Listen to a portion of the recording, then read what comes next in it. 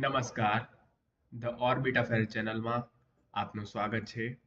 આજે આપની સમક્ષ હાજર છું પાછલા વર્ષના પીવાયક્યુ અને થોડા નવા હિસ્ટ્રીના પ્રશ્નો સાથે. સમય ના બગડતા શરૂ કરીએ.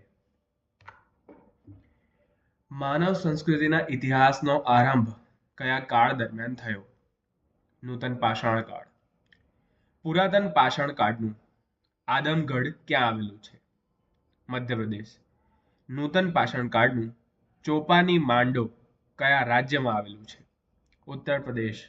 પ્રશ્ન નંબર 3 પૂછાઈ શકે છે. પ્રશ્ન નંબર 2 આવી ચૂકેલો છે. ભટકતું જીવન જીવતા આદિમાનવની અવસ્થાને શું કહે છે? Hunter and gathering. વિશ્વનો સૌથી પ્રાચીન શિલાલેખ કયા સ્થળથી મળી આવ્યો છે? બોગચકોઈ. જ નથી ઝ છે. પુરાતન સ્થળ ચિરાદ ક્યાં આવેલું છે? બિહારમાં. બહુ જ ફેમસ સ્થળ છે બિહારનું ચિરાદ. કાર્બન ડેટિંગ પદ્ધતિ તો તમામને ખબર છે, પણ તે કોણે શોધી? બિલાર્ડ ફ્રેન્ક લિમ્બી. પુરાતન સ્થળ હુલ્લર ક્યાં આવેલું છે? આંધ્રપ્રદેશમાં. સિંધુ સંસ્કૃતિમાં સ્ત્રીનું લોકપ્રિય ઘરેણું કયું હતું? કંઠહાર. ઇતિહાસકારોના મત મુજબ સૌથી પ્રાચીન પ્રજા કઈ હતી? નિગ્રો. આજે હાઇલાઇટ કરેલા છે તે પહેલા આવી ચૂકેલા છે. સતી તરીકે ઓળખાતા જોડિયા ભૂમિદા કયા હડપ્ય વિસ્તારમાંથી મળી આવેલા છે? લોથલ. ભાગા તળાવ કઈ નદી કિનારે આવેલું છે? કિમ. વૈદિક કાળમાં ઝેલમ નદી કયા નામે ઓળખાતી હતી? વિત્સવા. વિત્સવા નથી, વિસ્તવા છે.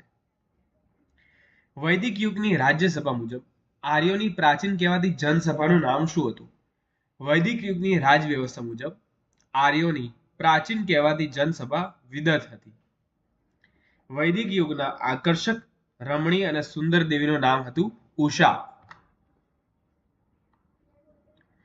મોક્ષની પ્રથમ ચર્ચા ક્યાં જોવા મળે છે? ઉપનિષદમાં. પૂર્વ મીમાંસાની રચના કોના દ્વારા થઈ? ઋષિ જૈમિની. કોણે ઉત્તર મીમાંસાની રચના સૂત્ર રૂપે કરી? મહર્ષિ બાદરાયણ. કૃષ્ણનો પ્રથમ ઉલ્લેખ શેમાં જોવા મળે છે? છાંદોગ્ય ઉપનિષદ. આ પ્રશ્ન ભાગ્યે તમે જોયો હશે.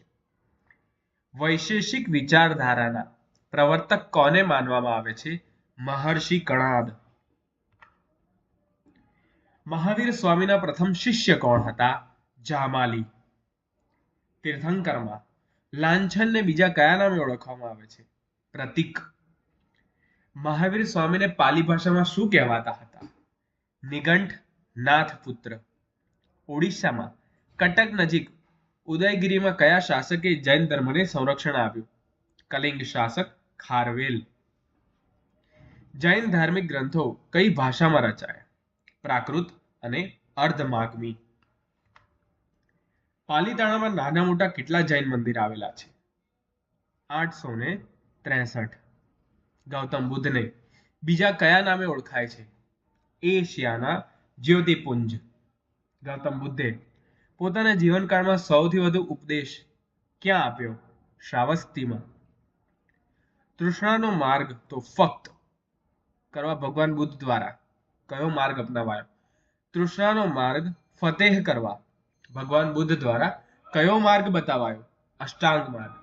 બૌદ્ધની તૃતીય સંગતિ ક્યાં થઈ અને કોના શાસનમાં થઈ? પાટલીપુત્રમાં થઈ, અશોકના શાસનકાળમાં. તમારો એક જ મિનિટ લઈશ. હું current affair, history, geography, science, space technology અને કોન્સ્ટિટ્યુશનના પરીક્ષાલક્ષી વિડીયો બનાવું છું. જો તમે આ વિડીયો જોઈ રહ્યા હોય તો તે વિડીયો પણ એકવાર જોજો, કામમાં આવશે, તમારા પરીક્ષા લક્ષી છે. ધન્યવાદ.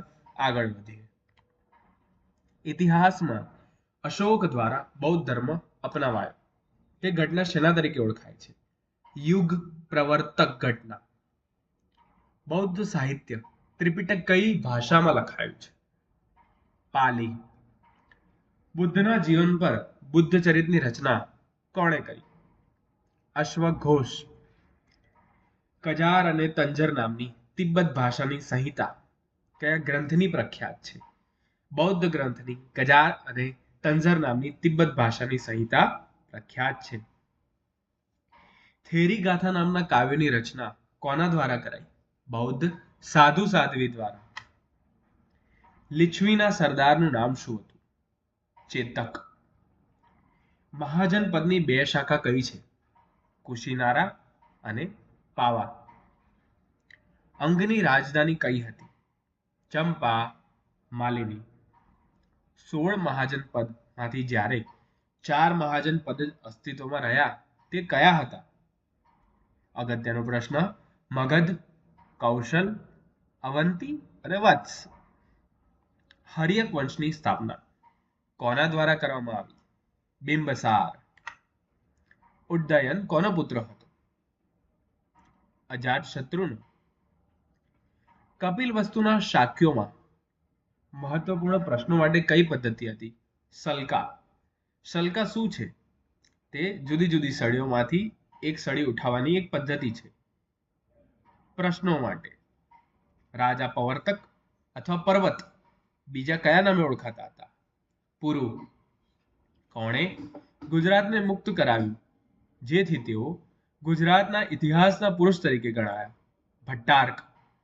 મૈત્રક કાળમાં અંતિક શાસક કોને ગણાય છે? શીલાદિત્ય સાતમો. કોણે ભરૂચ કિલ્લાનું સમારકામ કરાવ્યું અને રચના કરાવી? સિદ્ધરાજ જયસિંહ. કર્ણદેવ વાઘેલાના સેનાપતિનું નામ શું છે? માધવ. અસાઇદના વંશજો કયા નામથી ઓળખાય છે? તરગાળા. સૌપ્રથમ સિક્કા પર લેખ લખવાનું કામ કોણ કરતું? યવન. નૂતન પાષાણ યુગમાં કેવો માનવ હતો? One of the most important પ્રશ્ન. નૂતન પાષાણ યુગમાં માનવ ક્રોમેગ્નન હતો. ઋગ્વેદમાં કેટલા મંડળ, કેટલા સૂક્તો અને કેટલી ઋચાઓનો સમાવેશ છે? 10 મંડળ, 1028 સૂક્તો, 10,580 ઋચાઓ. આર્યોની પ્રાચીન સંસ્થાનું નામ શું હતું? વિદત. મિલિંદની રાજધાની કઈ હતી?